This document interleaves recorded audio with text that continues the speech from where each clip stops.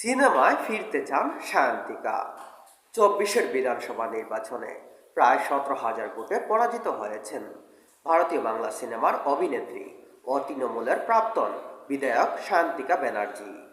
নির্বাচনের মাঠে ভরাডুবির পর আড়ালে চলে যান এই অভিনেত্রী। অবশেষে পরাজয় নিয়ে নীরবতা ভাঙলেন তিনি। গত কয়েকদিন ধরে ঝড়ে ভুগছেন সায়ন্তিকা। যদিও আগের চেয়ে এখন অনেকটা সুস্থ।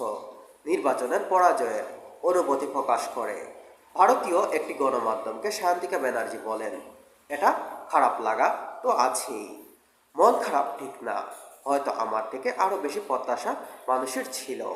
আমি হয়তো সাধারণ মানুষের আশা পূরণ করতে পারিনি, তবে চেষ্টা করিনি এমন বলা যাবে না।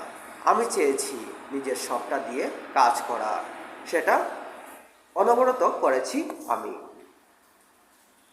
তবে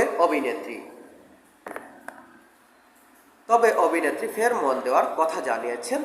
অভিনয়ে ফের মন দেওয়ার কথা জানিয়েছেন সায়ন্তিকা ব্যানার্জি। বলেন, আমার যে পেশা অভিনয়, সেটায় মন দিতে চাই, তার জন্য প্রস্তুতি নিতে চাই, নিজের শারীরিক গঠন ঠিক করতে চাই।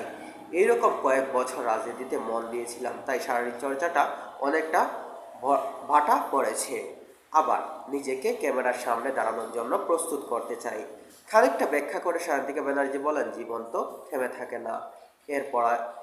এর পরাজয় মানে জীবন শেষ নয়, সেটা তো আবার শুরু করতে হবে। আমার যেই পেশা সূত্র, যেখান থেকে মানুষ আমাকে চিনে, সেই পেশায় আমি ফিরে